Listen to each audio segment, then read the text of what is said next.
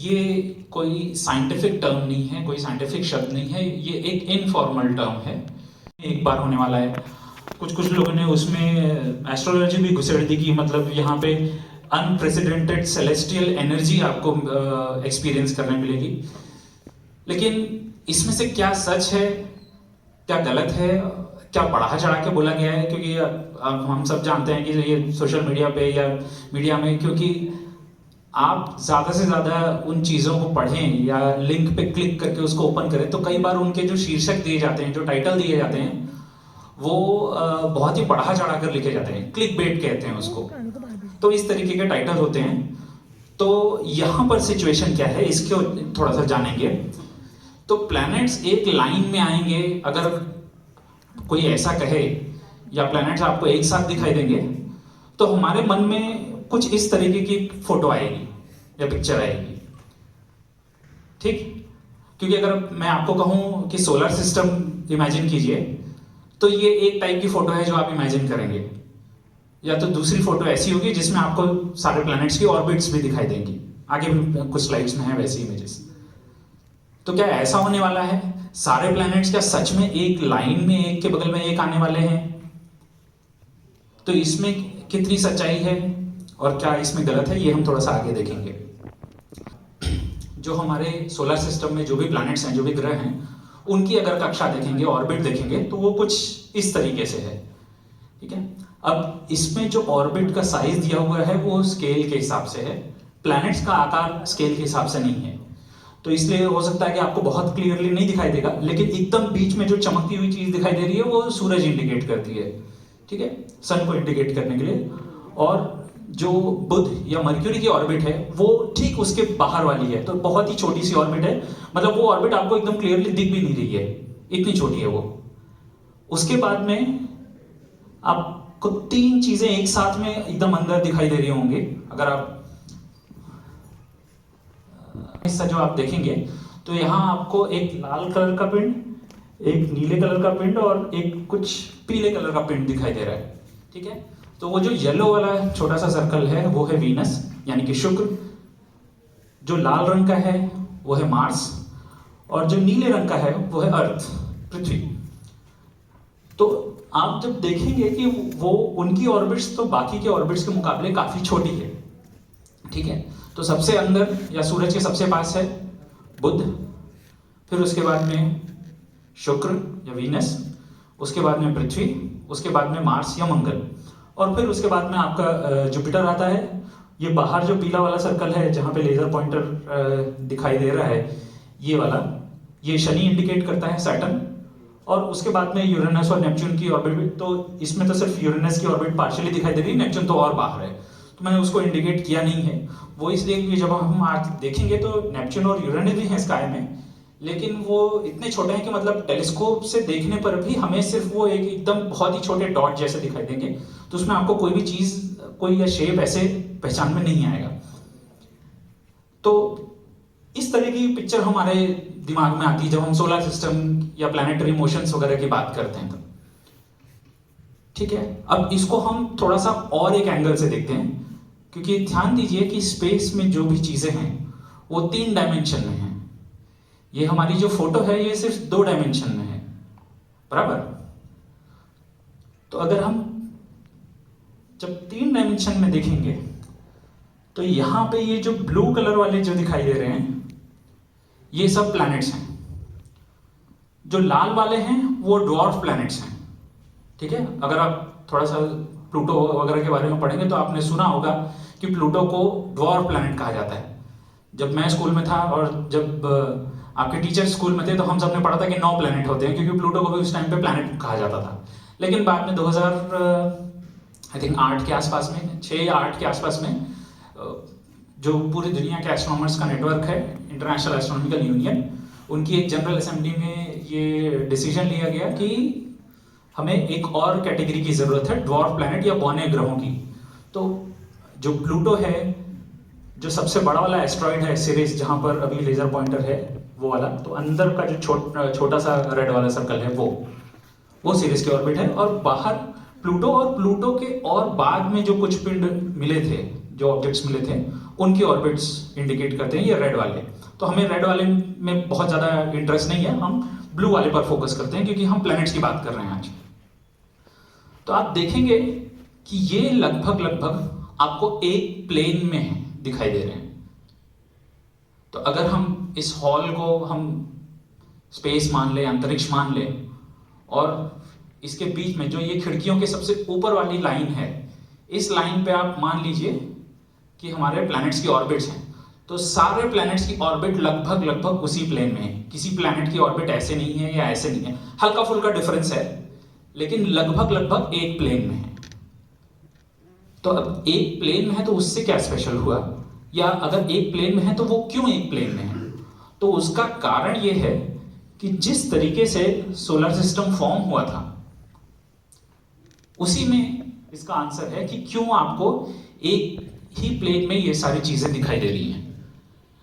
तो अब मैं आपको कुछ ये इमेजेस दिखा रहा हूं। ये एक्चुअल ऑब्जर्वेशंस हैं काफी बड़े बड़े टेलीस्कोप से, और सिर्फ ऑप्टिकल टेलीस्कोप से ही नहीं, माइक्रोवेव वाले टेलीस्कोप्स वगैरह हो गए, इंफ्रारेड हो गए, इस तरह के और अलग अलग किस्म के टेलीस्कोप्स होते हैं, उनसे ऑब्जर्वेशन लिया गया है ऐसे सिस्टम्स का जहां पर तारे बनने वाले हैं और उनके साथ साथ में प्लैनेट्स भी बन रहे हैं। मतलब जैसे हमारा सोलर सिस्टम है, इसी तरीके से ये सारे ऑब्जेक्ट्स भी फ्यूचर में जाकर कोई प्लैनेटरी सिस्टम फॉर्म करेंगे। तो बहुत बड़ा गैस का क्लाउड है, उसके सेंट्रल पार्ट से एक स्टार बनता है या तारा बनता है, और उसके बाहरी किनारों में जहां पर भी डेंसिटीज थोड़ी बहुत हाई होती है, वहां उन रीजन से प्लैनेट्स बनते हैं। तो इसी का एक और छोटा सा मैं आपको मैग्नीफाइड व्यू दिखाता हूं। इसमें जो सबसे अंदर का पीला वाला हिस्सा है, बेसिकली वो आगे चलकर स्टार बनेगा या तारा बनेगा, और जो भी आपको गैप दिखाई दे रहे हैं वो इसलिए क्योंकि उन गैप्स में चीजें धीरे धीरे धीरे धीरे करके एक जगह पर इकट्ठा होना शुरू हो गई हैं। जब तारा बनता है या प्लैनेटरी सिस्टम पूरा बनता है तो उससे पहले ये बहुत बड़ा गैस का क्लाउड होता है, मेनली हाइड्रोजन का, लेकिन उसमें डस्ट और बाकी के और हैवी जो एलिमेंट्स हैं वो सब भी होते हैं कुछ मात्रा में। मेनली हाइड्रोजन का होता है, और उसी हाइड्रोजन से आपका अल्टीमेटली जो सेंट्रल पार्ट है या स्टार है वो बनता है। जैसे कि हमारे सोलर सिस्टम में जो सूर्य है वो लगभग 70% से ज़्यादा आपका हाइड्रोजन से बना हुआ है, 24% के आसपास में कुछ हीलियम है। तो जैसे जैसे वो धीरे धीरे घूमता रहेगा, और उसके अंदर जहां पर भी डेंसिटीज कम ज़्यादा होंगे, तो जहां पर डेंसिटीज ज़्यादा हैं उन जगहों पे धीरे धीरे, क्योंकि डेंसिटी ज़्यादा है, मास ज़्यादा है, ग्रेविटी भी ज़्यादा होगी, वो चीज़ें अपने पास। तो ये आपको कुछ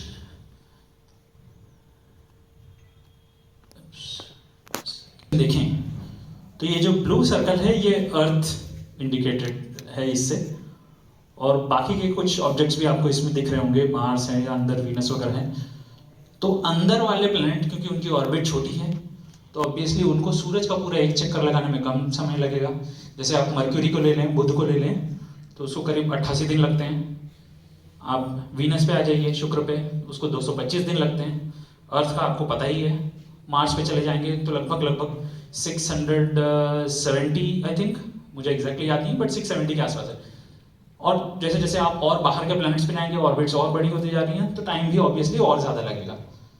तो जब तक बाहर का कोई प्लैनेट एक चक्कर लगाएगा, अंदर के जो प्लैनेट्स हैं ऑब्वियसली वो मल्टीपल चक्कर लगा चुके होंगे, और ज़्यादा बाहर के जो प्लैनेट्स होंगे उनका तो एक भी चक्कर पूरा नहीं हुआ होगा। हो सकता है हाफ ऑर्बिट पूरी हुई हो, 30% पूरी हुई है, 20% पूरी हुई हो।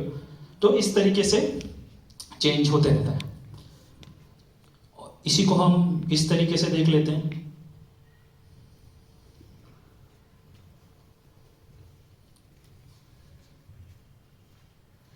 तो अगर आप एक प्लेन में ही हैं तो आपको बाहर से कुछ इस तरीके से व्यू दिखाई देगा, ठीक है।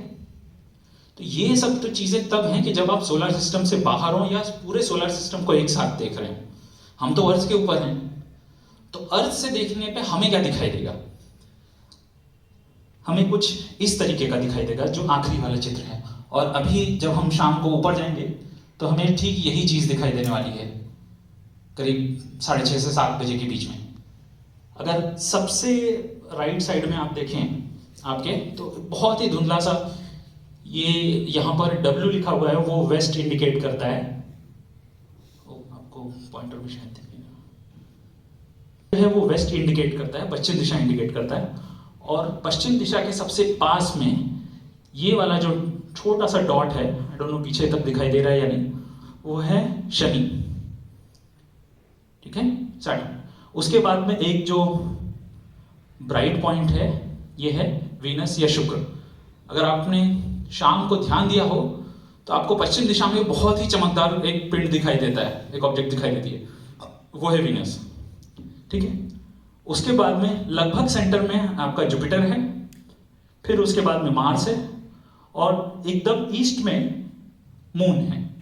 ये सारी चीजें आज हमें ऊपर दिखाई देने वाली हैं। ये इनफैक्ट आज का ही व्यू है जो एक सॉफ्टवेयर से बनाया गया है। तो यहां से देखने पे मोर और लेस लगभग वो एक सीधे लाइन में दिख रहे हैं, दिख रहे हैं नहीं? तो लेकिन क्या ये स्पेशल है या नहीं स्पेशल है? तो जो चीजें मैंने आपको बताई कि सारे प्लैनेट्स एक ही प्लेन में ऑर्बिट कर रहे हैं और हम उनके अंदर हैं, तो हमारे पर्सपेक्टिव से, यानी कि पृथ्वी पर से जब हम आसमान में देखेंगे तो सारी चीजें हमें लगभग एक लाइन में ही जाते हुए दिखाई देंगे, ईस्ट टू वेस्ट। ठीक है, ये वैसे होगा कि आप एक चूड़ी इमेजिन कर लो।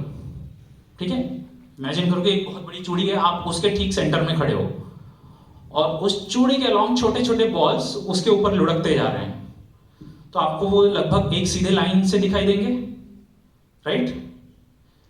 ये वही हो रहा है। तो जो न्यूज में जिस तरीके से कवर किया गया था कि ये एक सीधे रेखा में आने वाले हैं या अलाइन होने वाले हैं या आसमान में एक साथ दिखाई देने वाले हैं, ऐसा नहीं होने वाला। आपको आसमान में पूरा वेस्ट से लेके ईस्ट तक अलग अलग जगहों पे चीजें दिखाई देंगी, और ये आपको, हाँ ये ठीक है कि थोड़े टाइम तक के लिए दिखाई देंगी।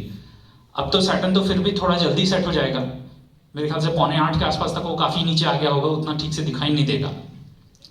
लेकिन अगर आप दिसंबर महीने के आखिरी से आपने देखा होता तो आपको सैटर्न, वीनस, सैटर्न, जुपिटर और मार्स, ये चारों प्लैनेट्स आपको आसानी से एक साथ दिखाई देते।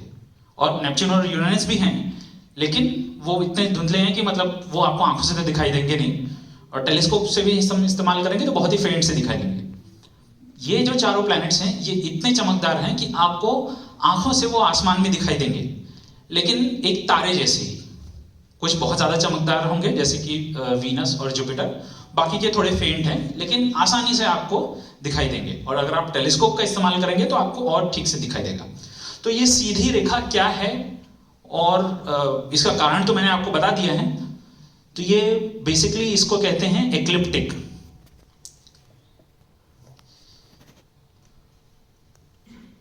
तो हम क्योंकि सूर्य का चक्कर लगा रहे हैं, तो हम सूरज को जब देखेंगे, अब हमें तो सूरज ही आसमान में मूव होते हुए दिखता है, राइट?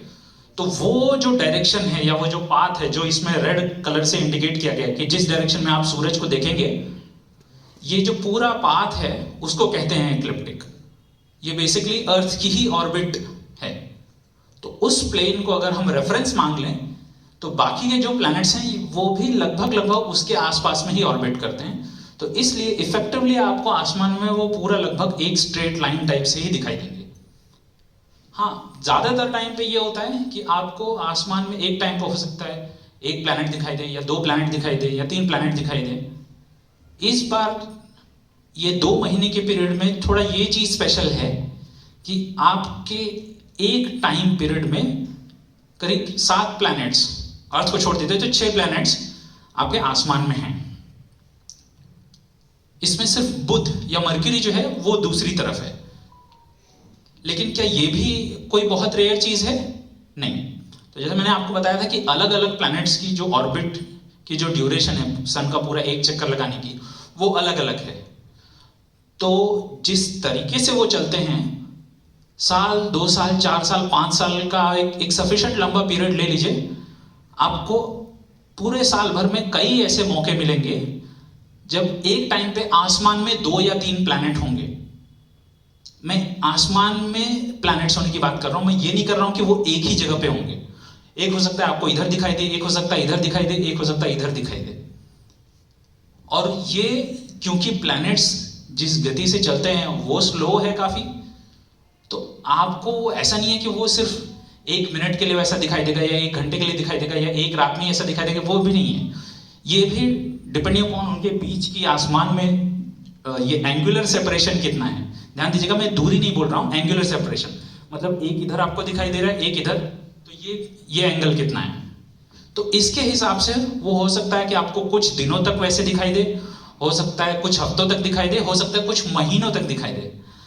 ये जो 4 प्लैनेट्स हम आज देखने वाले हैं, इसमें से अगर हम मार्स को हटा दें तो बाकी के जो प्लैनेट्स हैं, यानी कि सैटर्न और आपका जुपिटर, वीनस को भी छोड़ देते हैं, बाकी के जो 2 प्लैनेट्स जो बहुत ही धुंधले हैं, नेपच्यून और यूरेनस, वो दोनों से ही मिल जाएंगे। मतलब ये 7-8 महीने होने आ गए हैं और ये चल ही रहा है। हाँ, ये है कि इसमें धीरे धीरे जैसे और टाइम बढ़ गया है तो उसमें कोई और प्लैनेट ऐड हो गया है, फिर कुछ दिन और हम चले जाएंगे तो जो सैटर्न है वो धीरे धीरे और जल्दी सेट होता जाएगा, और बाद में सैटर्न का सेपरेशन सन से बहुत ही कम रह जाएगा, तो मतलब सैटर्न हमें आसानी से नहीं दिखाई देगा। बाकी ये चीजें हमें फिर भी काफी टाइम तक और दिखाई देंगी। तो अब देखने के लिए हम इस्तेमाल क्या करने वाले हैं, टेलीस्कोप।